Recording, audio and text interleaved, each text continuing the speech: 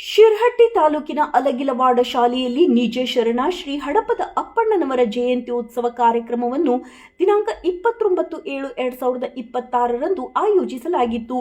12ನೇ ಶತಮಾನದ ವಚನ ಚಳುವಳಿಯ ಸಾಮಾಜಿಕ ಕ್ರಾಂತಿಯ ಹರಿಕಾರರಲ್ಲಿ ಒಬ್ಬರಾಗಿರುವ ಇವರು ವಿಜಯಪುರ ಜಿಲ್ಲೆಯ ಬಸವನ ಬಾಗೇವಾಡಿ ತಾಲೂಕಿನ ಮಸ್ಬಿಹಾಳ ಗ್ರಾಮದಲ್ಲಿ ಕ್ರಿಸ್ತಶಕ 1160ರಲ್ಲಿ ಜನಿಸಿದರು. ಇವರ ಮೂಲ ಹೆಸರು ಜೀವಣ್ಣ.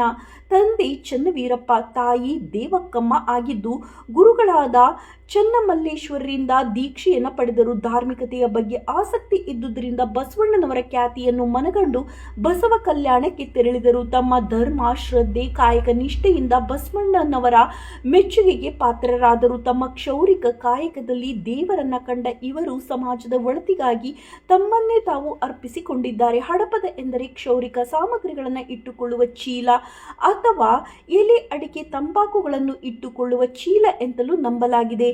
ನಂತರ ಸಾಮಾಜಿಕ ಅಸಮಾನತೆ, ಅನ್ಯಾಯದ ವಿರುದ್ಧ ಹೋರಾಡುತ್ತಿದ್ದ ಇವರನ್ನು ಬಸವಣ್ಣನವರು ಇವರನ್ನ ಆಪ್ತ ಕಾರ್ಯದರ್ಶಿಯನ್ನಾಗಿ ನೇಮಕ ಮಾಡಿಕೊಂಡರು. ನಂತರ ಇವರ ಹೆಸರು ಜೀವಣ್ಣ ಹೋಗಿ ಅಪ್ಪಣ್ಣ ಎಂದಾಯಿತು.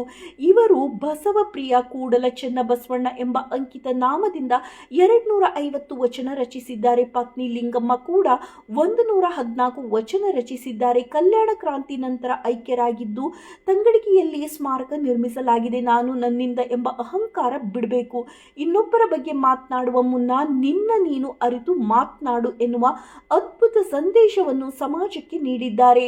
ಶರಣರ ಮಹಿಮೆಯನ್ನ ಮರಣದಲ್ಲಿ ಕಾಣು ಎನ್ನುವುದಕ್ಕೆ ನಿಜಸಖಿ ಅಪ್ಪಣ್ಣನವರೇ ಸಾಕ್ಷಿಯಾಗಿದ್ದಾರೆ. ಅನುಭವ ಮಂಟಪದಲ್ಲಿ ಶರಣರಿಗೆ ತಾಂಬೂಲ ಕೊಟ್ಟು ಸ್ವಾಗತಿಸುವ ಕಾಯಕ ಕೂಡ ಮಾಡುತ್ತಿದ್ದ ಶರಣ ಹಡಪದ ಅಪ್ಪಣ್ಣನವರ ಆದರ್ಶಗಳು ಸಮಾಜಕ್ಕೆ ಮಾದರಿಯಾಗಿವೆ ಎನ್ನುವುದರಲ್ಲಿ ಸಂದೇಹವೇ ಇಲ್ಲ.